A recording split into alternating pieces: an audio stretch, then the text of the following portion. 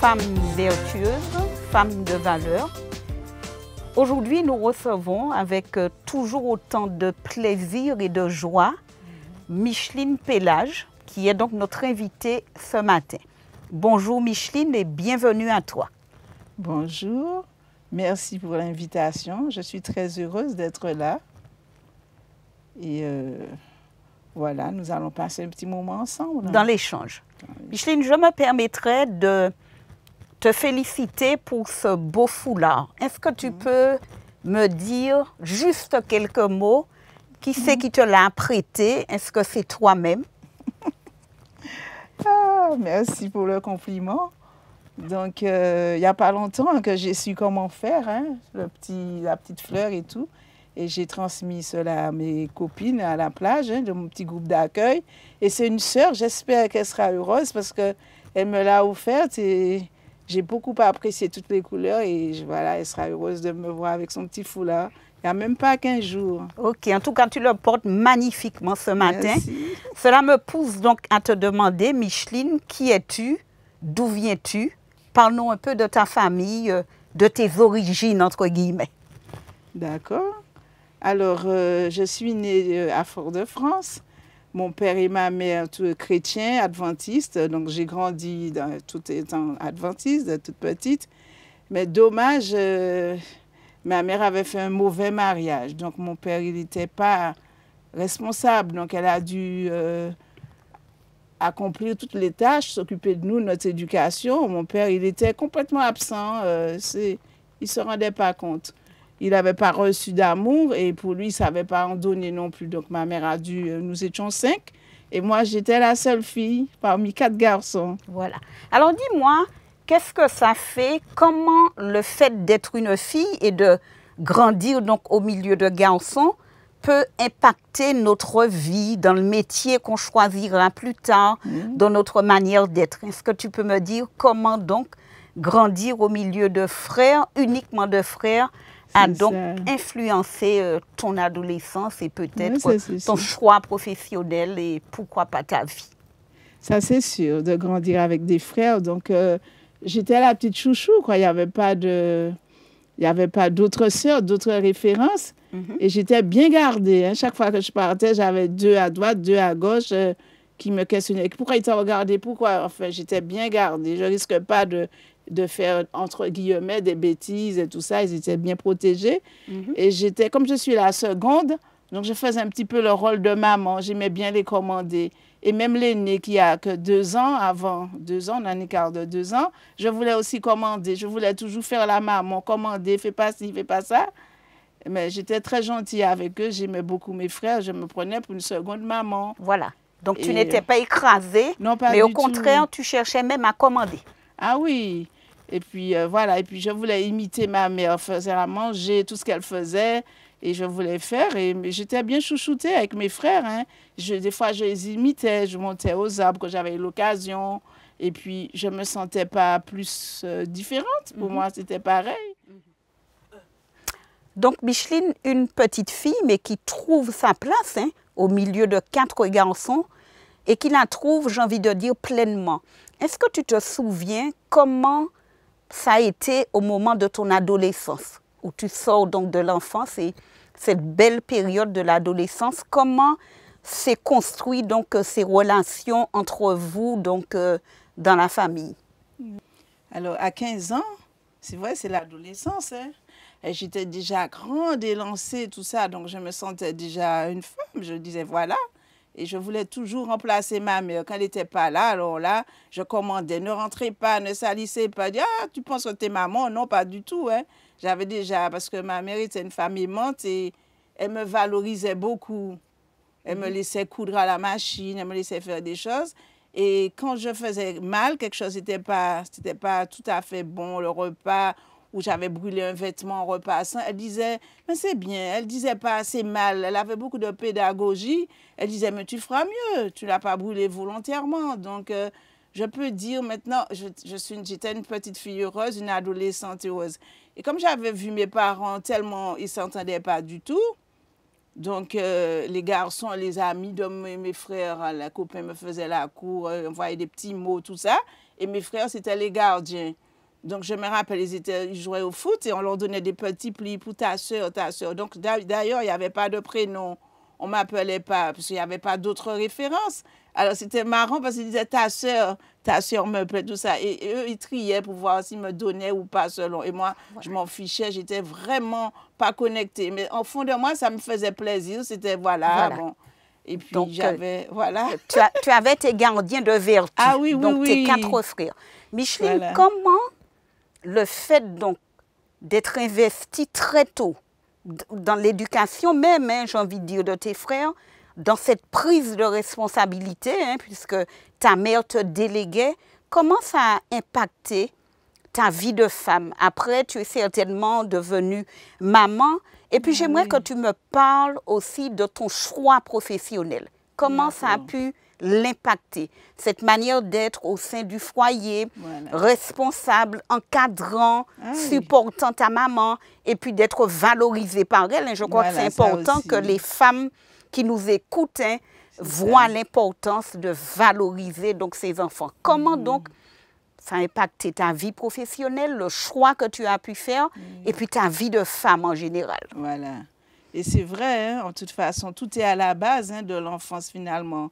Donc, il y a eu ce qui était négatif pour moi, c'est que ma mère était toujours prudente. Elle me dit, tu vois, fais attention aux garçons, il faut que tu aies un métier, quelque chose qui te porte, il ne faut pas compter sur un homme. Tu vois comment ton père, il ne s'occupe pas d'eux, il ne faut pas que ça t'arrive et tout ça. Et moi, j'avais fait carrément un blocage dans ma tête. Pour moi, les garçons, c'était un truc inutile, quoi. Vous voyez, des fois, l'éducation, ça a du bon, mais ça peut aussi être un peu dans... Et si bien, je me rappelle d'une anecdote, un jeune homme de l'église, il est venu avec son... J'avais 20 ans, alors je dérive un peu, mais je vais revenir au choix du métier. Il est venu avec son père bien habillé et il dit, sonnez, oui madame, mon fils aime votre fille, j'avais 20 ans. Ça me faisait rire, je dis, mais même pas en rêve. Pourtant, il était beau et tout, mais j'étais vraiment pas connectée sur ça. Voilà. Pour moi, c'était le cadet de mes soucis. Voilà. Et j'avais plus de la peine pour lui, je le voyais malheureux, puis c'était sérieux. Le gars dit, je suis venu avec mon fils parce que ça fait un moment qu'il aime votre fille. Ça. Ma mère dit, oui, mais...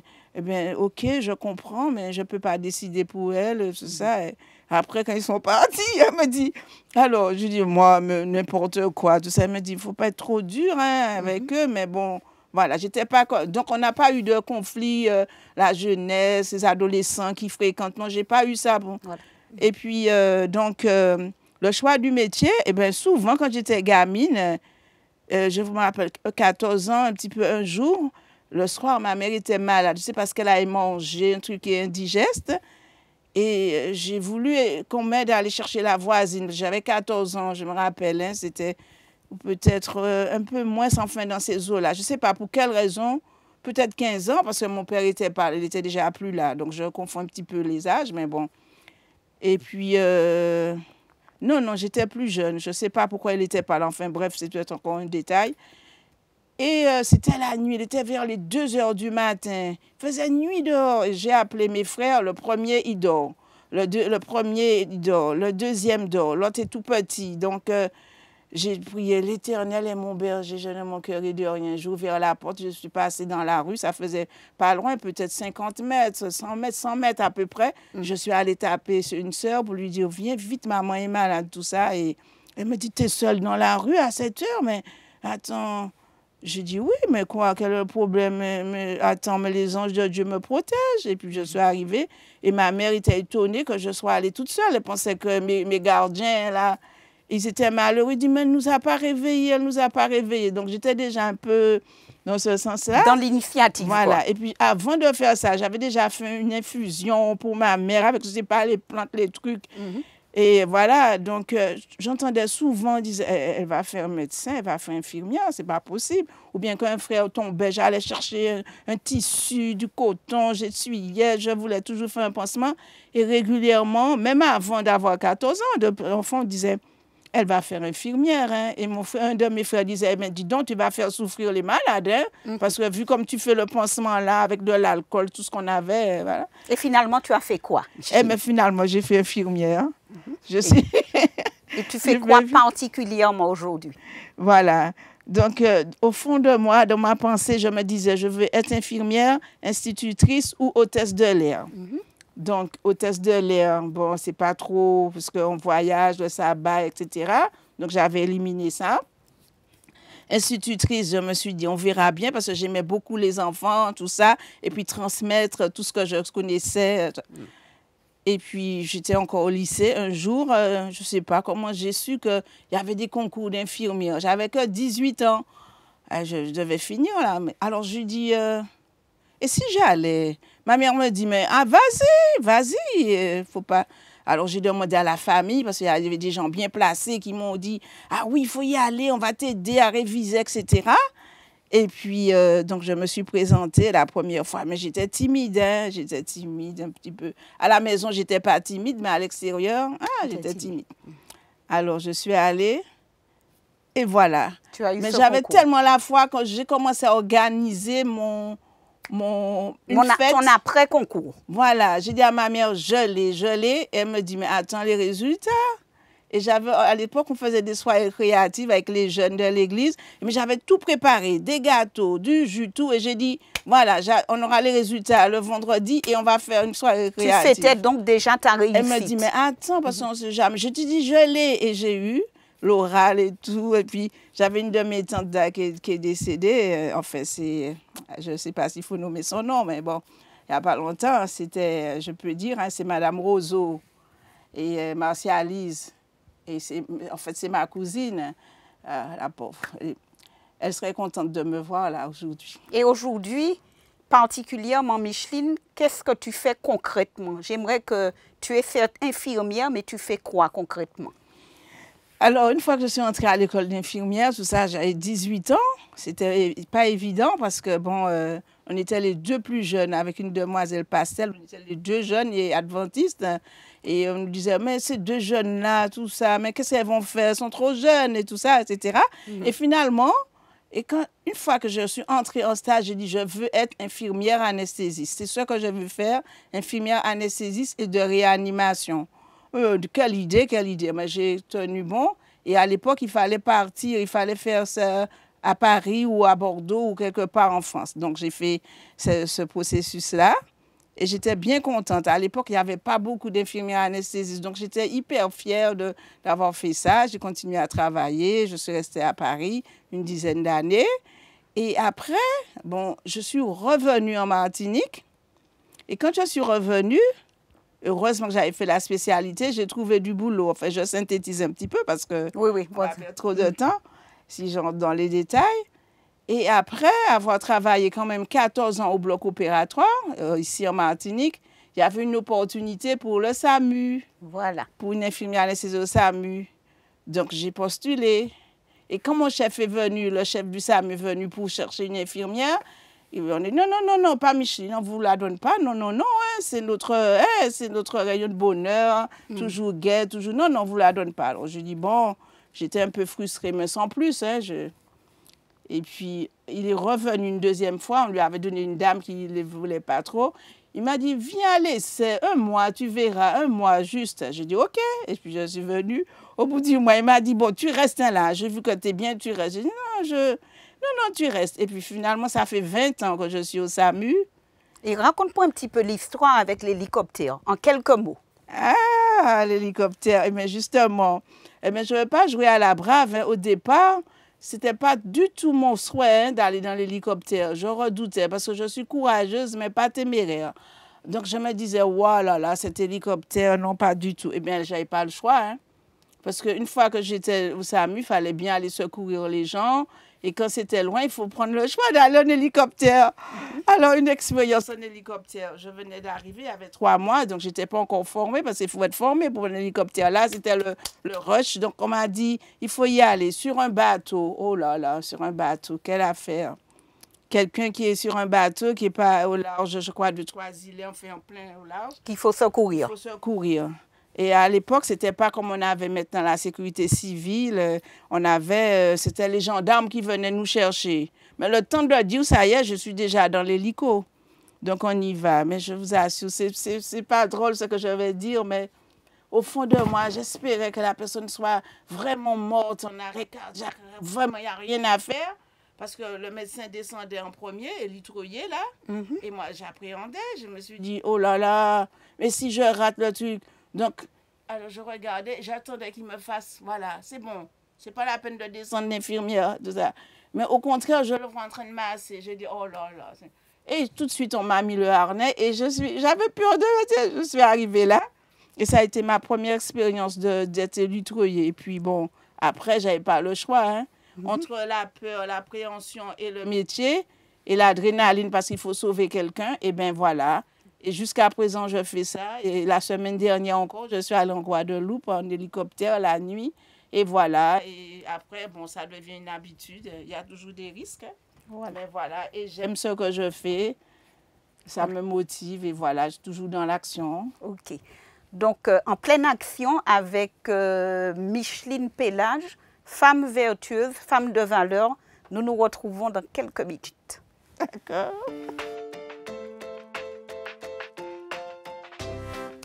Femme vertueuse, femme de valeur, un parcours de vie exceptionnel, des épreuves, des défis à relever. Micheline, comment donc chaque matin tu t'encourages, avec ta foi bien entendu, pour traverser ces journées, pour relever les défis qui font quelquefois peur, hein, tu l'as dit, dans ce métier passionnant? Eh bien, voilà. Eh bien, je prie comme je n'ai jamais prié. Parfois, j'ai peur. Et aussi, parfois, il faut aller dans un avion, ramener quelqu'un à Paris ou quelque part en France. Et justement, je profite pour te dire comment je prie. Parce qu'une fois, on a eu un jeune pilote qui n'était pas expérimenté et carrément, vous savez, au moment des turbulences, on dit des trous d'air, eh bien, il est carrément entré sans avertissement. Il fallait voir des dénivellations, des turbulences et tout le monde qui criait dans l'avion. Moi, j'avais un jeune garçon qui était tombé à vélo qu'il fallait amener pour une chirurgie assez grave. Et mon collègue à côté avait une couveuse avec un nouveau-né. Et à chaque fois, ça... Et puis les gens disaient « Joseph-Marie, Seigneur », tout ça. Les hôtesses disaient rien, comme tout le monde... Aucune annonce, je me suis dit, ça y est, c'est fini. Et pourtant, je ne suis pas peureuse. Hein. J'avais l'habitude déjà à ce moment-là. Alors, j'ai toujours ma Bible dans le truc là, à côté de moi. Et j'ai ouvert la Bible, j'ai imaginé Jonas. J'ai dit, mais Seigneur, peut-être que je suis la seule à faire tenir cet avion. Tout d'un coup, j'ai dit, il faut que je prie, il faut que je prie. Et je ne voulais pas interpeller. J'entendais Joseph-Marie, Jésus, tout ça. Mais j'ai dit, bon, ma Bible est là. Et je vais lire. J'ai pensé au Somme 46, Dieu est pour nous refuge, un appui.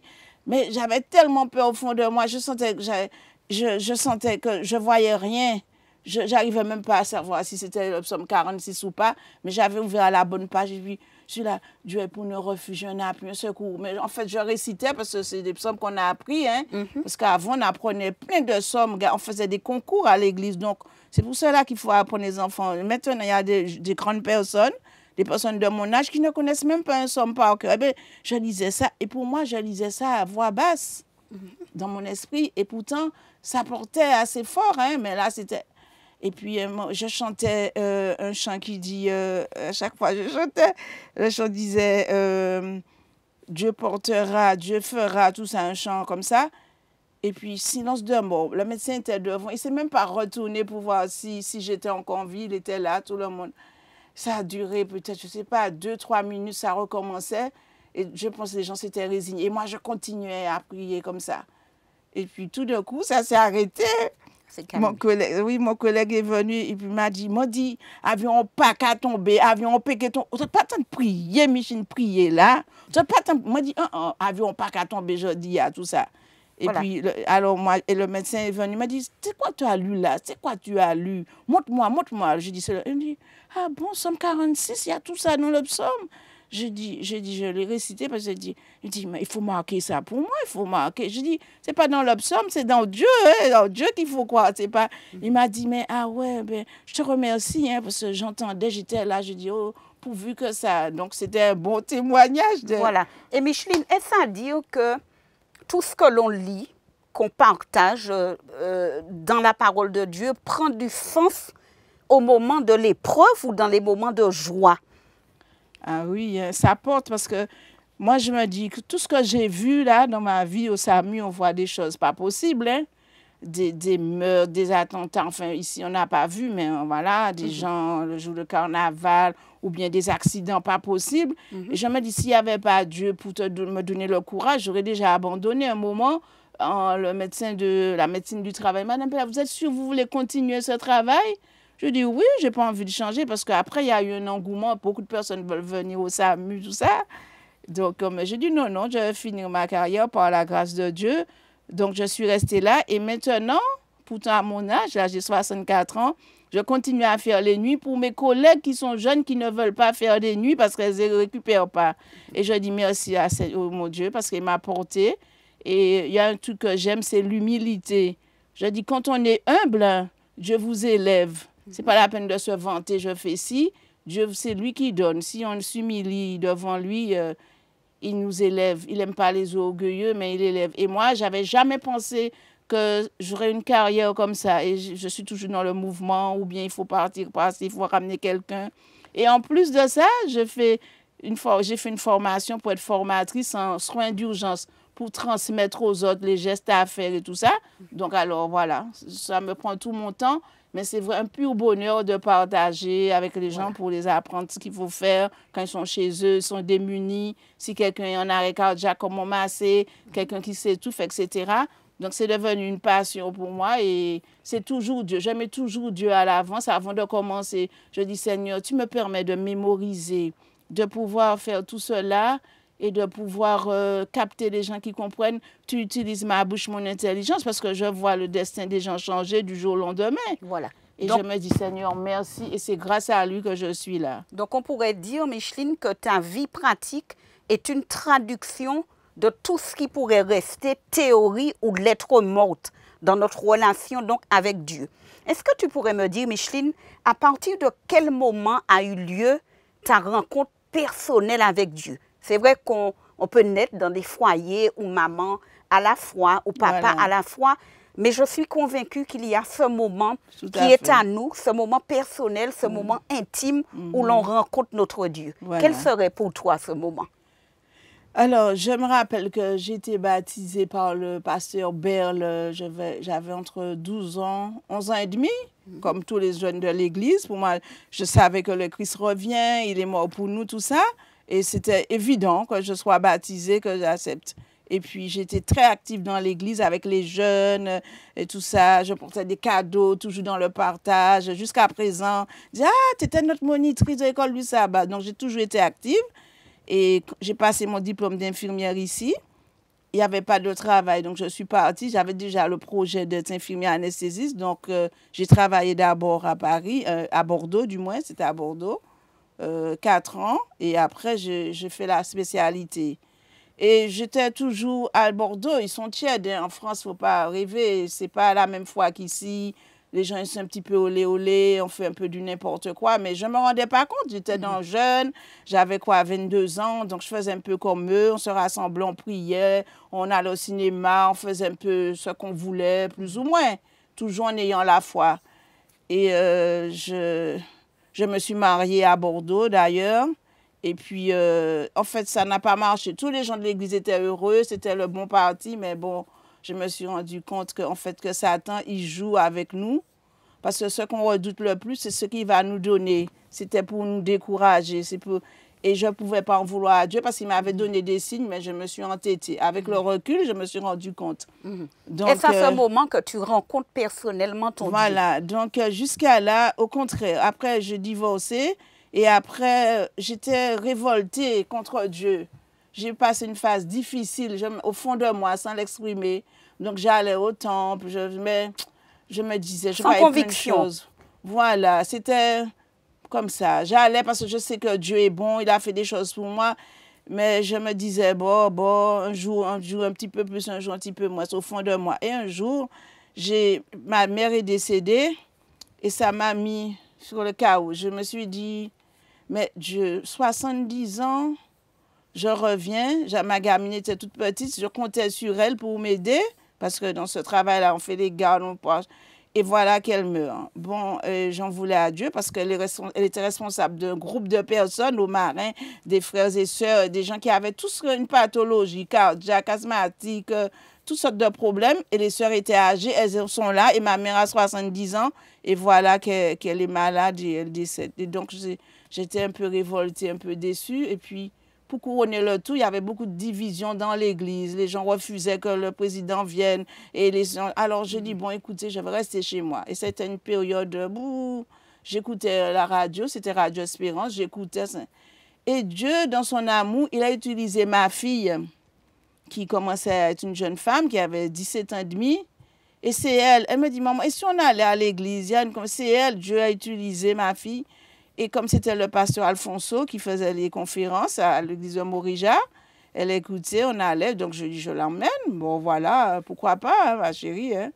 Et puis un moment, j'ai dit, mais tu t'imagines, ta fille que tu as élevée, c'est elle maintenant qui va, et toi, tu recules. Mais non. Donc et un jour, elle m'a dit, maman, je me baptise. Jusqu'à là, tant qu'on était dans l'église, et puis elle m'a dit, je me baptise parce que j'ai 18 ans, je prends mon engagement avec Dieu. Ah ben, tout d'un coup, ça m'a réveillée. Le déclic. Ça m'a réveillée. J'ai dit, Seigneur, tu as permis que j'élève un enfant toute seule et que maintenant, à 18 ans, au lieu de partir à la dérive, et moi, je vais reculer.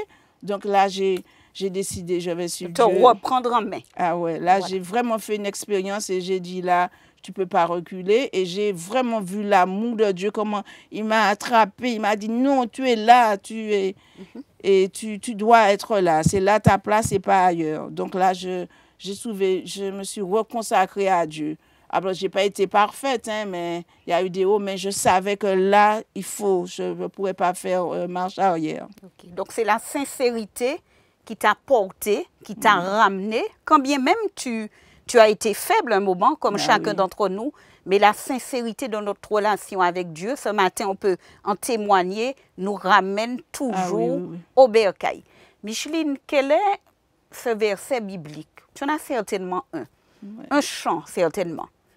Peut-être que je vais te demander de chanter une strophe, mais qui te retient, qui te fortifie, tu te réveilles chaque matin avec nos lots de difficultés, d'épreuves et de problèmes, et qui, dans ta tête, finalement, te demande, t'encourage à tenir bon. Ce serait quoi? Oui, alors il y a beaucoup de versets pendant la Cite-moi Voilà, alors je lis à 2 Chroniques 7, verset 14, hein, qui dit, si mon peuple sur qui est invoqué mon nom s'humilie, prie, cherche ma face, s'il se détourne de ses mauvaises voies, je l'exaucerai des cieux. Je le guérirai. J'effacerai son péché, son pays, je guérirai.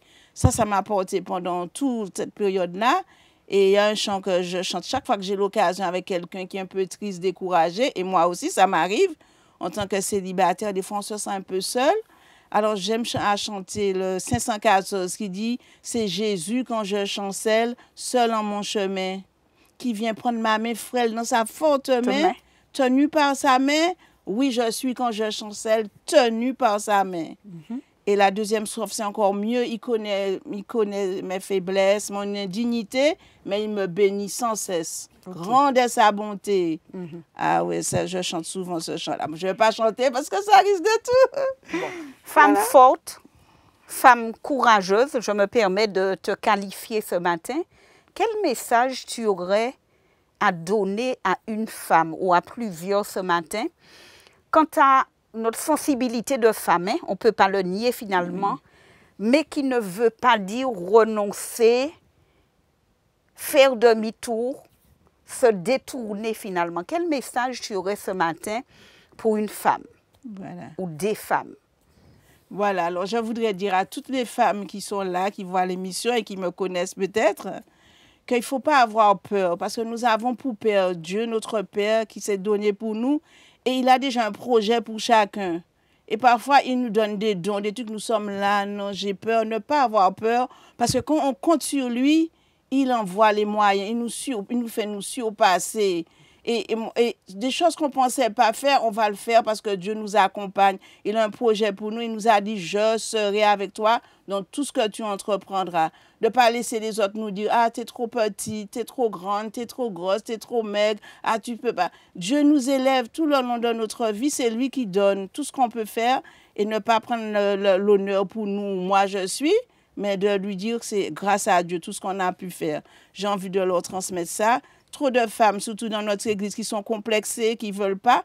Moi, chaque fois qu'on me demande de faire quelque chose à l'église, je dis oui, je m'arrange pour faire parce que je me dis, on ne sait pas si demain, ce sera possible encore. Voilà. La vie ne nous appartient pas. Et Micheline, celles qui ne sont pas encore dans une église, j'aimerais que ce matin, tu leur dises comment des valeurs développées dans un foyer peut les soutenir toute une vie.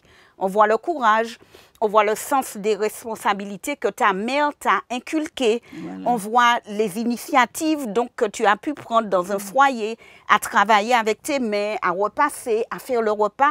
Est-ce que tu pourrais ce matin dire aux femmes que les valeurs développées dans un foyer à travers l'éducation peuvent soutenir toute une vie et pour le bien? Est-ce que tu pourrais en dire?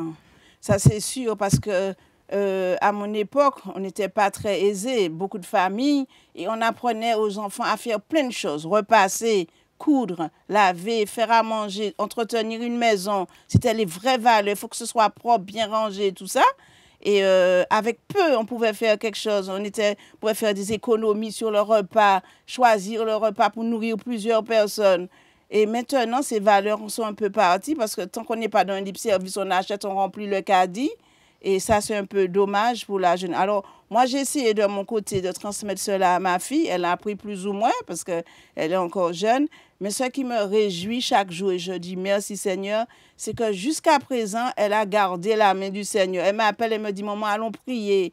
Et elle a fait des études, de grandes études, et ça n'a pas toujours marché. Je lui dis, ma plus grande fierté, c'est que tu aies continué à tenir la main du Seigneur. Quand bien même tu aurais eu tous les titres et puis que tu serais parti, entre guillemets, dans le monde à faire ta vie, le fait que tu aies tenu, parce que notre promesse, c'est le retour de Jésus. Et puis demeurer. Voilà, demeurer. Voilà, donc je dis aux femmes d'avoir confiance en elles, même si elles n'ont pas eu une enfance où on leur disait « tu es belle », on ne les a pas valorisées parce que ça compte beaucoup, mais que Dieu nous valorise chaque jour et qu'on peut faire plein de choses. Voilà. À tout moment, on peut faire encore des choses. Voilà. Je veux me rappeler que tu as dit tout à l'heure que tu aurais brûlé un vêtement et jamais ta maman n'était pas dans la critique, dans l'agression, dans les reproches.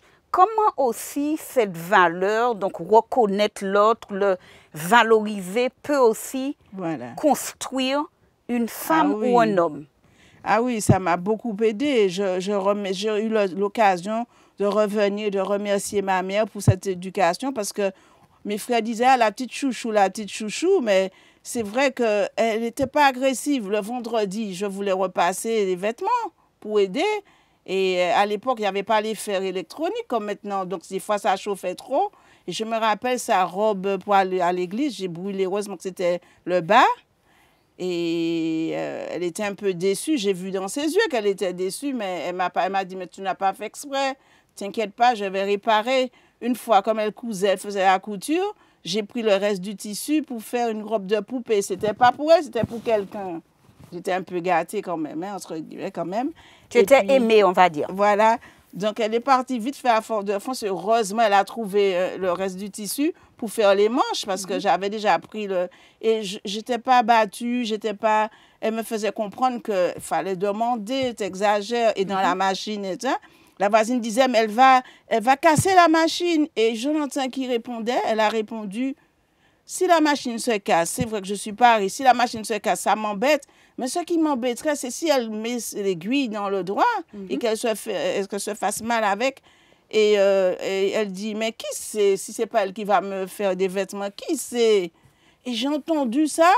Et quand j'ai eu 13 ans, je cousais déjà. Et la première chose, j'ai fait une robe pour ma maman. Vous voyez comment l'impact de ce qu'on entend, de valoriser. Donc, il faut que les femmes valorisent leurs enfants, valorise aussi les gens à côté parce qu'on peut faire beaucoup de choses parce que ça va créer de l'estime de soi. Exactement. Et ça ne va pas faire de blocage, bien au contraire, avec la grâce du Seigneur, bien entendu. Voilà. Micheline, tu m'as fait une confidence avant que nous ne commencions l'émission à propos d'un chant que tu aimes bien et tu estimes que c'est un hymne, que c'est un chant qu'on ne chante pas assez souvent donc à l'église.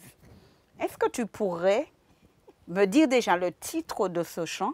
Et tu chantes très bien, je te rassure, et nous chanter une strophe de ce chant. Nous terminerons l'émission de la plus belle façon. Ah, c'était pas prévu. Non, on prévoit pas toujours tout. Alors, c'est le 241, Viens à me perdu. Voilà. Donc, c'est un chant que j'ai découvert il n'y a pas très longtemps dans le cantique, il met l'orange et qu'on ne chante pas assez. Et ce chant-là me parle beaucoup quand je l'ai entendu. Alors, je vais essayer une de strophe et le refrain. D'accord. Alors, ça dit, viens à me perdu, viens à ton sauveur, vois sa main tendue, saisis-la sans peur, c'est lui qui t'appelle, réponds à sa voix, si ton cœur hésite, regarde à la croix, oui, la victoire, tu l'auras. Et pour sa gloire, tu vivras. Jésus la donne en avant. Il est fidèle et puissant. Voilà, des paroles puissantes, des paroles qui encouragent, des paroles qui parlent de victoire. Micheline, on va juste terminer. Comme on vient de parler de victoire, la victoire, en quelques mots, pour toi, serait quoi? Victoire. Eh bien, ma victoire, c'est voir mon Sauveur face à face, tenir jusqu'au bout et le voir enfin, voir mon Sauveur face à face et avec toute ma famille, tous ceux qui ont délaissé, tous ceux qui sont tièdes, et pouvoir aussi parler, parce que je reconnais que Dieu m'a donné la facilité de parler, mais pas que pour raconter des blagues, pour faire rire et tout ça, parce que j'ai le don d'animer, etc. Mais pouvoir parler facilement et ne pas bloquer quelqu'un qui voudrait venir à Dieu. C'est ça ma victoire. Ma victoire, c'est de voir Jésus avec tous les gens qui sont autour et puis de toujours être dans le remerciement. Merci Seigneur pour tout. Voilà.